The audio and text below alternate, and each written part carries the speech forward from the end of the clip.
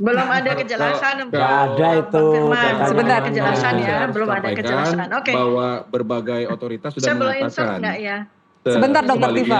Sebenarnya apa yang disampaikan oleh Bu Tifa dan Pak Roy ini yang harus dibuktikan sama mereka kan? Apa sih kepalsuannya? Saya rasa itu sementara. Oke, silakan Ya, Dokter Tifa. Gini, ya pertama adalah setahu saya advokat itu bukan ahli nujum ya. Jadi intinya kita sabar aja, nggak usah buru-buru ngejudge ya. Karena Betul. itu baru gini Bang Firman ya, bahwa nanti keputusan tentang eksepsi saya diterima atau ditolak itu baru minggu depan. Jadi sabar aja. Jangan buru-buru mendahului takdir Allah ya gitu. Satu ya.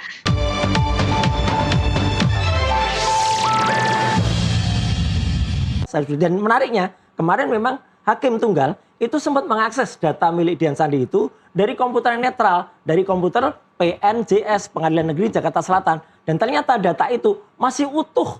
Tidak ada rusak yang dikatakan sesuai dengan pasal 32. Tidak rusak, tidak kemudian berkurang sedikit pun, dan datanya masih ada. Nah, itulah itu makanya pra-peradilan. pas pra-peradilan yang memutar adalah panitera, dan panitera kemudian menyajikan kepada hakim, Pak Iko Darpawan langsung baca, itu dari komputer mana? Harus komputer netral. Iya Pak, ini dari komputer JPNS gitu.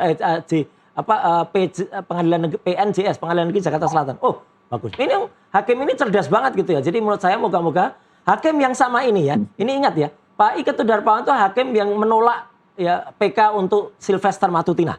Nah, jadi moga-moga keberanian beliau itu akan berani memutuskan bahwa pasal 32 dan nanti kalau ini cool, ya pasal 35-nya ini bocorannya. Ya akan kita praper juga kalau ini. Kita tunggu hari Senin. Kita tunggu. Kita kembali ke pra-peradilan yang ketiga, Mas Roy. Kerugian konkret apa yang Anda klaim sehingga merasa berhak atas ganti rugi dari negara? Ada aturan bahwa negara bisa mengganti kerugian dihitung per hari, per momen, dan apa. Dan itu lagi dihitung oleh kuasa hukum saya. Dan itu saya tidak berlebih-lebihan kok gitu. Karena yang namanya kerugian ini kan sama dengan waktu itu pemerintah Yogyakarta kemudian minta ganti rugi dari KAI, ya PT Kana Lahan waktu itu. Ya, bukan soal nilai materialnya, tapi adalah nilai status hukumnya atau nilai kemanfaatannya untuk supaya nanti kepolisian dan juga itu hati-hati di dalam melakukan tindakan dan berguna untuk rakyat. Mas Roy, kenapa sih Anda memilih pra-peradilan lagi dan pra-peradilan lagi? Kenapa tidak langsung seperti Dokter Tifa saja, best friend Anda, menunggu seluruh dalil dan bukti diuji dalam persidangan? Waktu di persidangan itu sangat singkat.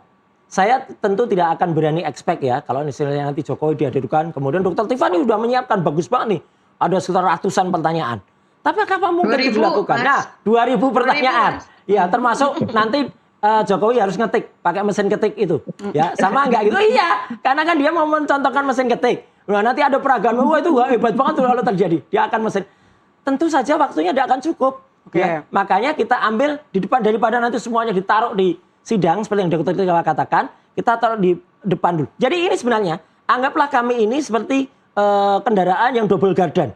Ada yang gardan yang di depan, yang kemudian dia menjalankan mesin. Kami gardan saya gardan di depan, Dokter Tifa gardan yang di belakang. Jadi tinggal mengolah semuanya. Dan itu hasil berguna. Kalau kami berhasil, insya Allah akan berpengaruh juga untuk dakwaan ke Dokter Tifa. Kemudian dan masyarakat. Tapi kalau Dokter Tifa juga insya Allah memenangkan eksepsinya, ya itu akan berguna juga untuk saya. Gitu.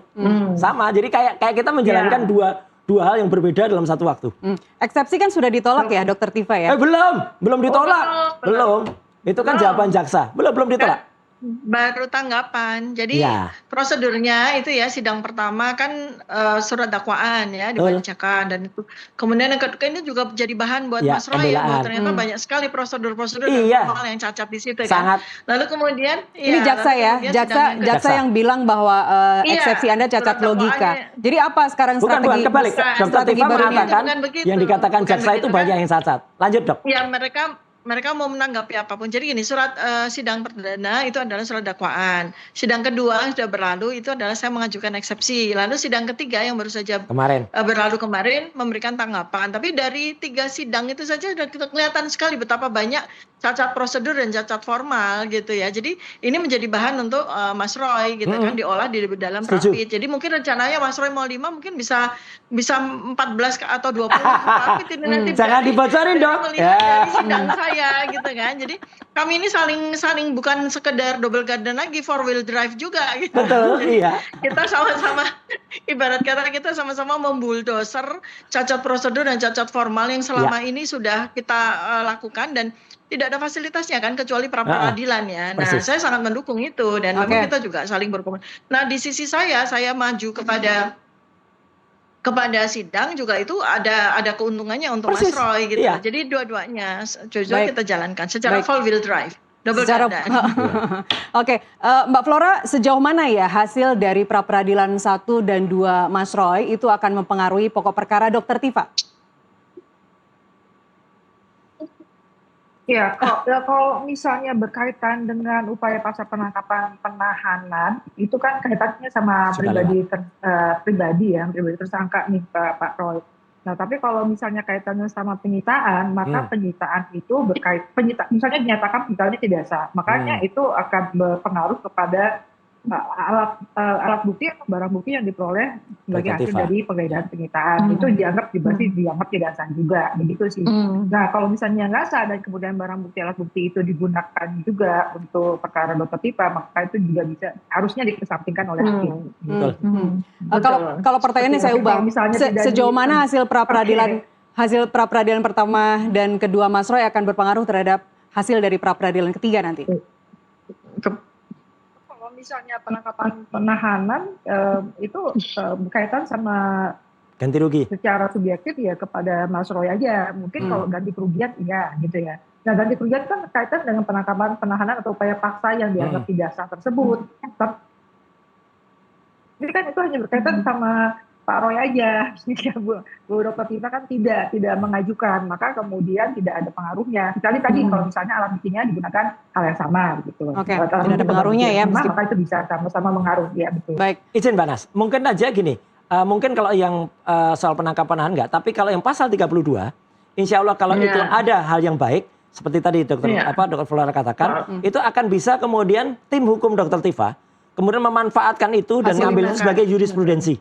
Itu bagus. Bisa. Oke. Prof Firman silakan, Anda dari tadi udah geleng-geleng kepala, Prof. Silakan. Ya, jadi saya pikir itu yang disampaikan semua kan udah masuk pokok perkara. Ya. Memang Bu Tifa menyampaikan nota perlawanan, kan seperti itu. Dan itu pun tentu secara formalitas yang dilihat, maka kemarin jaksa juga menyampaikan kan gitu bahwa ini semua adalah materi pokok perkara dan tentu jaksa tetap pada dakwaannya seperti itu. Dan oleh karena itu ya tentu ya Mas Roy, Bu Tifa ya silakan menyampaikan apa yang perlu disampaikan. Tetapi kami melihatnya ini sudah akan hampir masuk ke dalam, kalau yang Bu Tifa akan masuk ke dalam episode selanjutnya.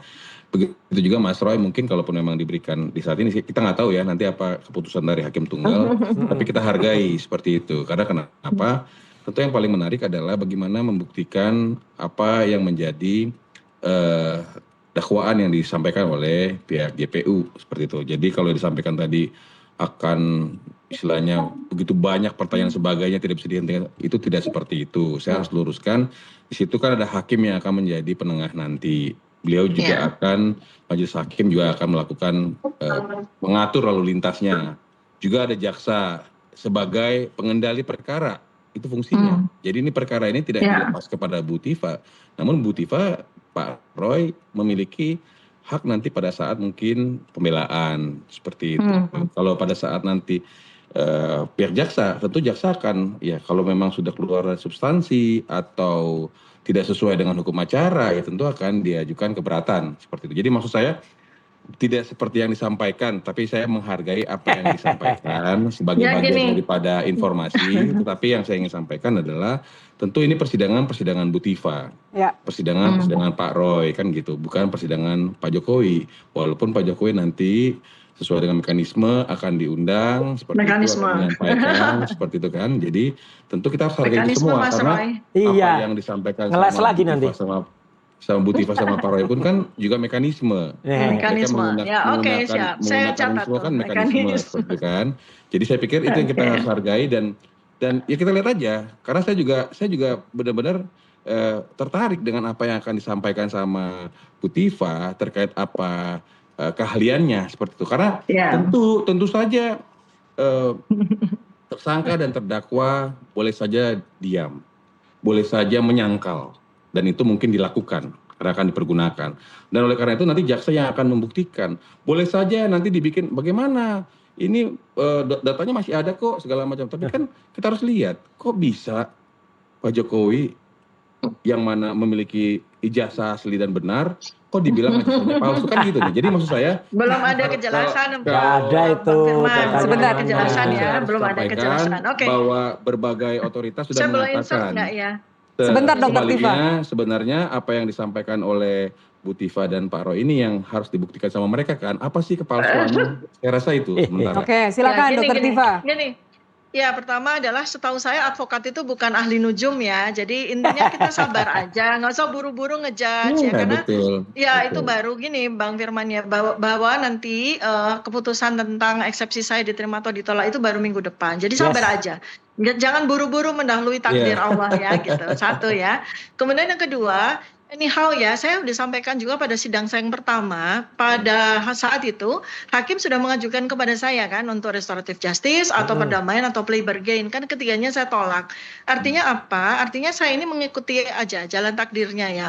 Tentu saja dengan ikhtiar yang luar biasa dari para advokat saya gitu ya. Jadi satu, dan yang memberikan sebuah keputusan kepada apa jalannya persidangan itu bukan jaksa Bang Firman ya, tetapi kita punya advokat juga ya. Jadi nanti kan siap-siap saja nanti saksi pelapor ya, saksi pelapor sebagai saksi utama plus sekian ratus saksi yang yang udah ada di dalam daftar itu ya kita siap untuk kita blender aja gitu ya.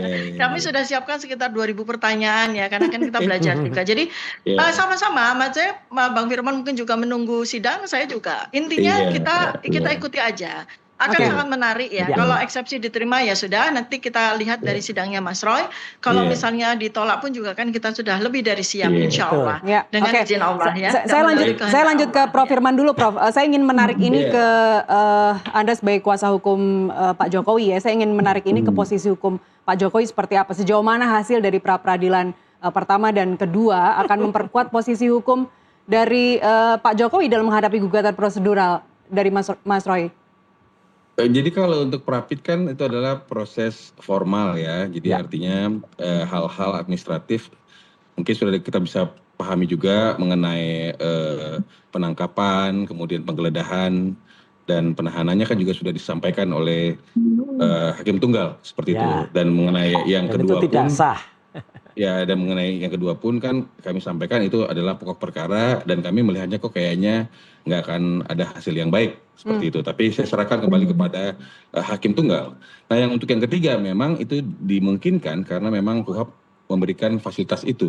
Lembaga pra peradilan lah yang bisa memberikan ganti rugi seperti itu. Dan saya juga ya persilahkan, hanya mungkin menurut hemat kami ya selanjutnya kita masuk ke pokok perkara gitu kan.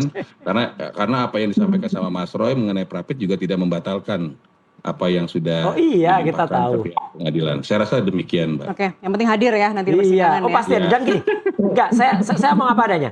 Apapun misalnya 32 itu misalnya nanti kita memenangkan insya Allah.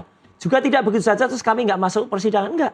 Kami tetap masuk persidangan, hanya pasti dakwaannya akan dikoreksi. Dan misalnya nanti kan masih ada pasal 433, 434 ya dari dulu yang itu 310, 311. Kalau itu nggak kita prapit, ya itu tetap jalan. Tapi kalau itu kita prapit, itu pun kita tetap hadir di persidangan untuk mendengarkan pasal-pasal apa yang tersisa. Itu. Oke. Sudah ada koreksi. Oke. Saya ke Mbak Flora ya. Jadi kalau udah masuk ke dalam materi pokok, mau pasal-pasal itu udah materi pokok. Iya. Saya nyeluruhin aja. Kita tahu itu. Tapi saya hargai tadi Mas Roy mau menyampaikan, nanti saya juga akan mengajukan nota perlawanan sebagai silakan. Artinya kita kan sembari belajar nih semua nih kan gitu kan. Betul. Karena KUHAP-nya baru, KUHP-nya baru. Betul. Hal ini juga memberikan pembelajaran juga kepada negara.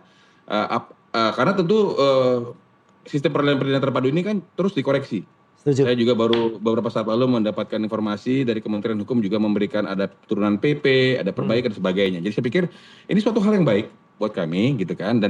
Tapi yang untuk persoalan ini ya tentu kita sama-sama seperti tadi disampaikan oleh Bu Tifa dan Pak Roy ya kita tunggulah kan gitu. Saya pikir saya dengan banyak kejutan ya. Seperti itu. Siap, Prof. Jadi sebenarnya ya Dr. Tifa, kejutannya apa saja? Kejutannya apa saja nanti di segmen berikutnya ya, Dr. Tifa ya. Ibu Bapak kita break terlebih dahulu, kita jeda. Oke. Kita jeda terlebih dahulu.